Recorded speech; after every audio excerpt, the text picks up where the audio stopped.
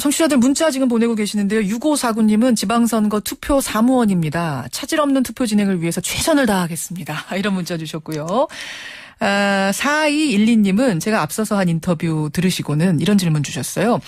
조기 축구회 끝나고 그 유니폼을 그대로 입고 투표 인증샷을 찍을 경우, 예를 들어 등번호가 2번, 3번 이렇게 될 경우 이것도 불법입니까? 이러셨는데요. 이거는 저희가 인터뷰 진행되는 동안 중앙선관위에 좀 질문을 해보겠습니다. 저도 답을 못 드리겠네요. 잠시 후에 답변 드리도록 하죠. 바로 이렇게 많은 분들이 지금 투표를 하러 가기 위해서 준비를 하고 계십니다. 이번 지방선거. 투표율은 얼마나 나올까요? 사실은 투표율이 선거에 굉장히 중요한 변수죠. 오늘 투표율 얘기 좀 해보겠습니다. 한국사회여론연구소 김갑수 대표 연결이 돼 있습니다. 김 대표님 안녕하세요. 네, 안녕하세요. 김 대표께서는 소중한 한 표를 던지고 오셨나요? 네, 금방 한 7시 조금 넘어서 다녀왔습니다. 부지런히 하셨네요. 그 투표소 풍경은 어떻든가요? 글쎄요, 생각보다는 좀, 차분한, 아침 7시니까 그럴 수밖에 없었겠죠. 예.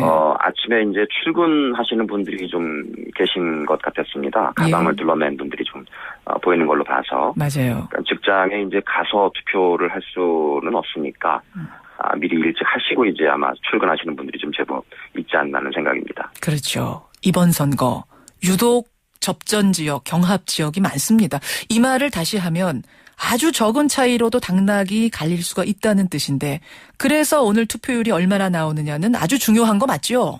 그렇습니다. 네. 글쎄 투표율에 따라서 당락이 결정될 수밖에 없는 그런 우리가 이제 환경들이 그동안 쭉 유지해 왔는데요. 예. 아무래도 이제 젊은 층들은 상대적으로 이제 진보적인, 상대적으로 좀 그런 성향들이 강할 수밖에 없는 그런 것이고. 예. 또 50대 이후에 이제 중장년층, 노년층들 같은 경우는 아무래도 이제 여권 성향의 그런 표심들이 좀 많이 있었기 때문에. 예. 과연 어느 계층이 투표장에 더 많이 가느냐에 따라서 이제 당락이 방향이 이제 결정되는 그런 경향들을 보여왔는데. 예. 이런 것들은 지나치게 좀 대결 구도, 대결 양상으로 자꾸 이제 몰고 가는 것도 좀 문제는 있는 것 같아요. 사실은 좀, 젊은 층들이 상대적으로 진보적인 성향이고, 나이가 좀 드신 분들이 상대적으로 이제 보수적인 성향들은 동서고금을 막론하고 보편적인 현상이거든요. 그렇죠. 그런 것들이 이제 어떤 일반적인 보편적인 현상으로 해석하면서 선의의 어떤 민주주의의 참여에 대한 그런 독려 차원으로 이제 해석하려고 하지 않고 세대결 정면 대결 양상으로 이제 부각시키는 것들은 조금 문제가 있지 않나 싶습니다. 네, 맞아요. 단도직입적으로 오늘 얼마나 나올 걸로 예상을 하세요? 참고로 2010년 지방선거 54.5%, 2012년 대선 75.8%. 어떻게 보세요? 글쎄요, 저는 예측하는 사람이 아니라 분석하는 사람입니다만, 오후 1시 정도의 투표율이 바로미터가 될 수도 있을 것 같다는 생각이 좀 듭니다. 지난 2010년 지방선거 때 최종 투표율이 54.5%였는데, 예. 오후 1시 투표율이 34%였거든요. 그래서 오후 1시쯤에 30% 정도의 투표율만 넘긴다면, 예. 이번에 이제 한 11.5%에 육박하는 사전 투표가 있지 않습니까? 그렇죠. 근데 그걸 이제 더하면은 아마 최종 투표율 정도가 가늠이 좀 되겠죠. 그래서 오후 1시쯤에 30%를 넘긴다면 무난하게 60%는 달성할 수 있지 않을까. 그런 조심스러운 예측을 한번 해봅니다. 오후 1시에 30%를 넘기느냐 마느냐가 전체 투표율을 좌우할 것이라는 말씀. 사실은 지금 60%를 이제 마의 벽이라고 하거든요. 지방선거에서는. 한 번밖에 못 넘었어요. 그러니까요. 이번에 60%가 넘을 수도 있다고 보시는 거예요. 분위기로 봤을 때. 일단은 사전 투표율이 11%를 넘었다는 거는 우리가 이제 이틀 동안 투표율을 더 가졌지 않습니까? 예. 실질적으로 이제 3일간의 투표를 한 거나 마찬가지란 말이죠. 그렇죠. 그런 측면에서 봤을 때 하루하고도 54, 5%는 했는데. 예. 3일 투표하고 60%를 못 넘긴다면 좀 자존심이 상하겠죠. 그럼 우리가 좀 창피한 거죠. 유권자들, 국민이 창피한 거죠. 네네. 알겠습니다. 투표율에 영향을 미치는 요소들은 어떤 게 있을까? 가장 흔하게 얘기하는 건 날씨인데 오늘 날씨 지금 서울은 화창해요. 네. 바람이 좀 불긴 하지만 비록저록 괜찮은 날씨고 전국 날씨도 보니까는 영남, 호남 일부 지역에 지금 비가 좀 내리는 거 말고는 예. 날씨는 비교적 괜찮다고 하더군요. 날씨가 맑으면 투표율 어떻고 날씨가 흐리면 어떻고 이런 분석도 있습니까? 일반적으로 이제 얘기할 때 날씨가 좋으면은 나들이를 갈 거다. 그렇죠. 이래서 이제 투표율이 좀 낮을 거다. 또는 이제 날씨가 굳을 경우에는 나들이를 안 가니까 뭐 투표율이 좀 높을 거다 이런 예측을 하시는 분들이 계신데. 예. 글쎄요, 뭐 비가 온다고 해서 하루 종일 집안에만 있지는 않지 않습니까? 그렇죠. 오히려 비가 오니까 그냥 투표라도 하러 가야 되겠다 이런 분들이 늘어나요. 나들이 대신 난 투표나 해야겠다. 그래서 이제 뭐 이 날씨라는 그런 변수보다는 예. 글쎄요, 이제 내가 이번에 과연 투표를 반드시 해야 될 어떤 이 모티브, 동기부여 이런 것들이 얼마나 많은 사람들이 각자에 따라서 가지고 있느냐 이게 훨씬 결정적이겠죠.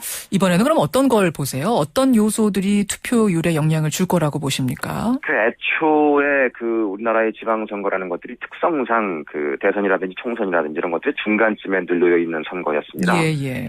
그 의미는 정권에 대한 어떤 중간 평가, 심판론 늘 이런 것들이 이제 핵심 대결 구도로 이제 놓일 수밖에 없는 그런 선거였는데. 그렇죠. 사실 이번 선거는 박근혜 정부가 출범하고 1년 6개월 만에 치러지는 선거거든요. 예. 그런 측면에서 이제 심판론을 작동시키기에는 좀 이른 느낌이 없잖아 있었습니다. 근데 이제 세월호라는 이제 변수가 돌출한 거죠. 그렇죠. 그런 측면에서 이제 이번 선거는 사실은 박근혜 정부의 심판이라기보다는 세월호 심판론의 성격이 매우 강해졌다.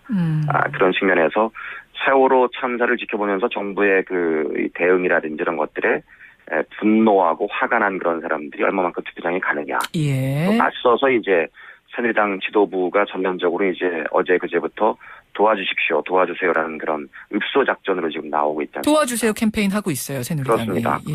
도와주세요라는 캠페인에 부응한 여권 지지층들이 또 얼마만큼 방어에 나서느냐.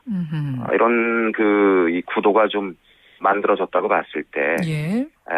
애초에 예상했던 투표율보다는 좀 높아지지 않겠냐는 게 분명한 해석이 가능할 것 같습니다. 보수층의 결집 그리고 거기에 대한 방어 작용으로 야당층, 야권층, 진보층의 결집 이것들이 시너지를 내면서 투표율은 올라가지 않겠는가 이런 예상. 그렇게 예측해 볼 수 있겠죠. 하시는 거예요.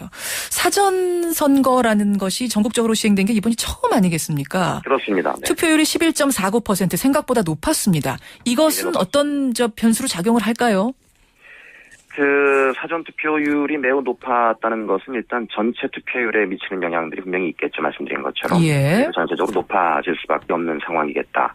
그리고 또 사전 투표율을 그리고 사전 투표의 어떤 세대별 투표율 이런 것들을 지켜보면서 사실은 이제 뭐 어느 나라 유권자나 마찬가지겠지만 특히 우리나라 유권자들 같은 경우는 남이 어떻게 했을 때 예. 또는 이제 여론이 어떻게 돌아갈 때 그 여론에 자신의 여론을 맡겨버리는 그렇죠. 그런 현상들이 유독 좀 지나친 측면이 없잖아 있단 말이죠. 그런 측면에서 봤을 때 11.49%라는 사전 투표율이라는 것들은 어떤 심판하려고 하는 층이나 방어하려고 하는 층이나 예. 상당 부분 어떤 자극제로 작용했을 가능성이 매우 크겠다. 그런 측면에서 사전 투표율이 가지고 있는 의미는 상당히 생각보다는 좀 크다고 볼 수가 있겠죠. 야, 11.49%나 사전 투표를 했어? 관심 굉장히 많네. 나도 해야겠네. 이런 심리가 작용할 수도 있다는 말씀. 그렇습니다. 사실 과거 공식대로라면 투표율 높으면 야당이 유리했습니다. 그런데 지난 대선에서 이 공식이 깨졌어요. 투표율 높았는데 야당이 졌습니다. 자, 그렇다면 이번엔 어떨까? 전문가들은 어떻게 보십니까? 일단 50대 이상의 투표율과 지지율이 압도적이었죠. 지난 대선 같은 경우. 그랬죠. 후보에 대한. 그런 측면에는 이제 우리나라의 전반적인 IT 환경들이 크게 작용했다고 봅니다. 왜냐하면 일단 스마트폰 보급률이 압도적으로 이제 높은 전 세계 어느 나라에 비해서 또 스마트폰 속에 어지간한 SNS, 카로 시작하는 거라든지, 예. 로 시작하는 거라든지 이런 것도 한두 개씩은 이제 다 한단 말이죠. 예. 그 말씀은 이제 노년층들도 네트워킹화 됐다는 얘기거든요. 아하. 그런 측면에서 정보를 공유하고 위기의식을 느끼고 또는 어떤 결집할 수 있는 그런 수단, 도구들을 많이 가지고 있다는 측면에서 예. 그분들도 이 2002년 대선이 사실은 전 세계에서 가장 선도적인 IT 환경이 이끌어낸 선거였다고 보는데요. 맞아요. 그런 것들만큼의 결집력은 충분히 갖춘 상태다. 그런 측면에서 이번 선거도 50대 이상들도 언제든지 시시각각 전해지는 투표율이라든지 또는 시시각각 전해지는 확인되거나 확인되지 않은 어떤 소문들에 의한 판세 예. 이런 것들로 자극받아서 투표장으로 언제든지 이동할 수 있는 그런 동력들은 충분히 갖추고 있다는 측면에서 봤을 때 예. 이번 선거도 표심에 있어서의 어떤 그 성향 자체는 분명히 60대 이상은 틀림없이 여권에 유리한 그런 투표 환경이라고 보는데요.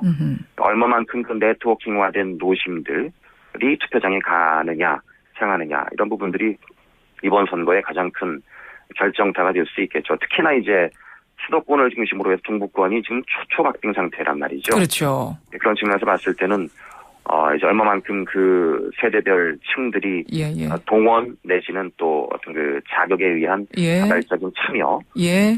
이런 것들이 결정적으로 이제 알겠습니다. 그러니까 결국은 지금 말씀 종합해 보면 투표율만으로 투표율 높다고 야당률이 뭐 여당률이 이렇게 얘기할 상황이 아니라는 거예요. 이번 그렇습니다. 선거는. 예. 끝까지 봐야 된다는 말씀이에요.